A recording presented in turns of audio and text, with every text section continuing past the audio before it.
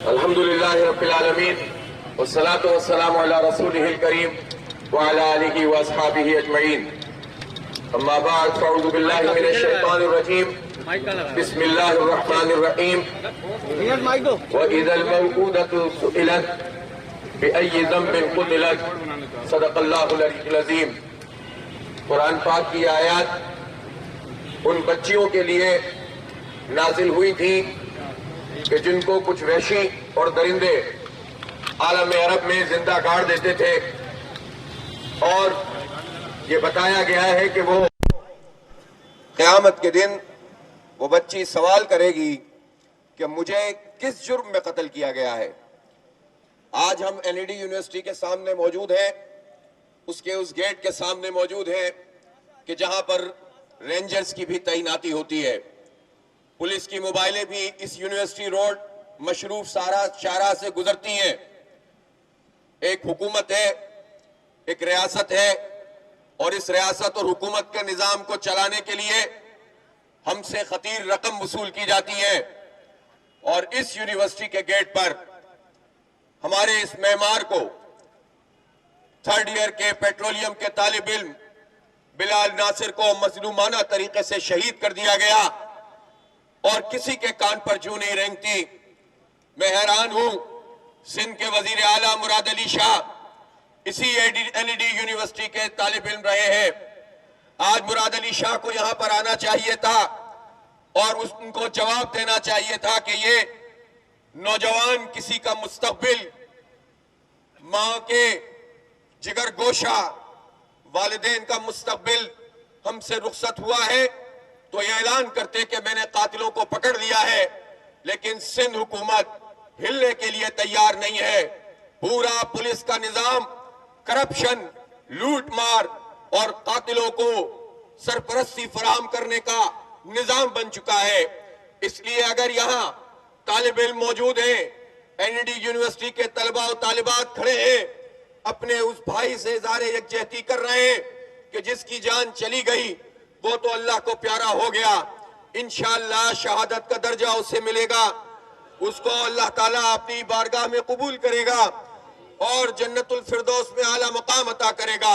لیکن ہم یہ پوچھنا چاہتے ہیں کہ ہم نوجوان ہیں، یہ نوجوان یہاں پر جو موجود ہیں طلباء و طالبات، یہ تو جابز نہیں کرتے، پھر بھی یہ ٹیکس ادا کرتے ہیں، یہ بھاری بھاری فیسیں دیتے ہیں. یہ ریاست کی ذمہ داری تھی کہ ان کو کوالٹی ایجوکیشن ملے، فری ملے. ریاست اپنی ذمہ داری پوری نہیں کر رہی، تعلیم خریدنی پڑتی ہے. ہیلتھ کی فیسلٹی یہاں لوگوں کو میسر نہیں ہے، ہیلتھ کی فیسلٹی خریدنی پڑتی ہے. ریاست اپنی ذمہ داری پوری نہیں کرتی. اس ریاست کی ذمہ داری ہے ہمیں سڑکیں فراہم کرے. آپ اس سڑک کا حال دیکھ لیجئے. اس یونیورسٹی روڈ پر اربوں روپے لگائے گئے، پھر اسی پہ یہ ریڈ لائن پروجیکٹ شروع کیا گیا ہے، اور اس پروجیکٹ کے اوپر بھی سوالات موجود ہیں کہ اس پروجیکٹ کی ضرورت کیا تھی. یہاں ایلیویٹڈ اور underground light rail system ہونا چاہیے، لیکن یہ ریاست سننے کے لیے تیار نہیں ہے. ہمارے ہی ٹیکسوں کے پیسوں سے ہمیں ہی الرجیز کا یہ شکار کریں گے. کتنے لوگ اس سے جو ہے وہ ہلاک اور بیمار ہو جائیں گے، کوئی پوچھنے والا نہیں ہے. ریاست سڑکیں نہیں دے، ریاست ٹرانسپورٹ نہیں دے، ریاست تعلیم نہیں دے، ریاست صحت نہیں دے، اور پھر ریاست ہمارے ٹکڑوں پر پڑنے والے یہ اہلکار ہمیں امن بھی فراہم نہیں کرے. یہ ظلم نہیں چلے گا، یہ دہشت گردی نہیں چلے گی.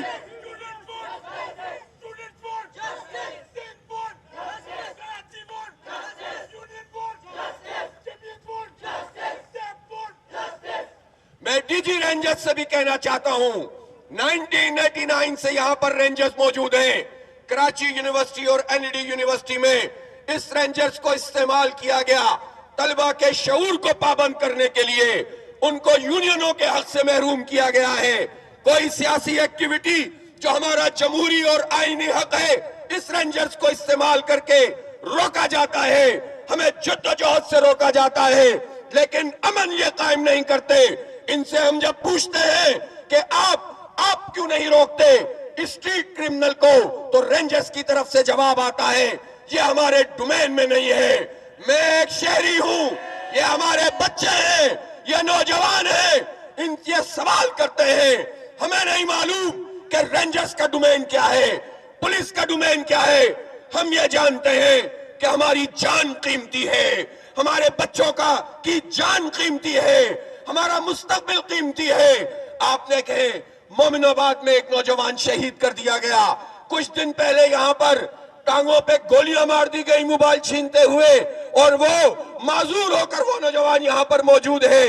کل بلال ناصر کو شہید کر دیا گیا۔ گزشتہ 6-7 دن میں 8-10 بڑی وارداتیں یہاں پر ہو گئیں۔ ہمیں کیا معلوم رینجرز کا اختیار کیا ہے، پولیس کا اختیار کیا ہے؟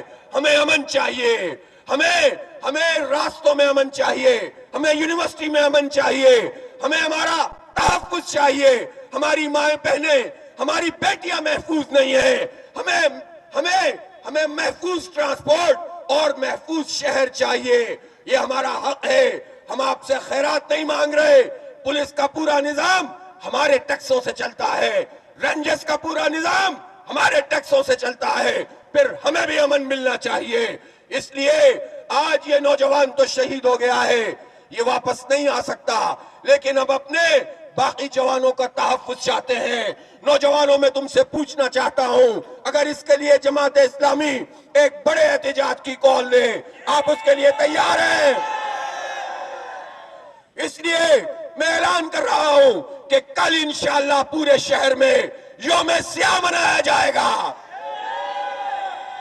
آپ بازوؤں پہ کالی پٹیاں باندھیں گے، ہم احتجاجی ریلیاں نکالیں گے، اور پیر کے دن اسی یونیورسٹی میں دہشت گردی مرد آباد، اسٹریٹ کرائم مرد آباد، سندھ حکومت مرد آباد ریلی نکالی جائے گی۔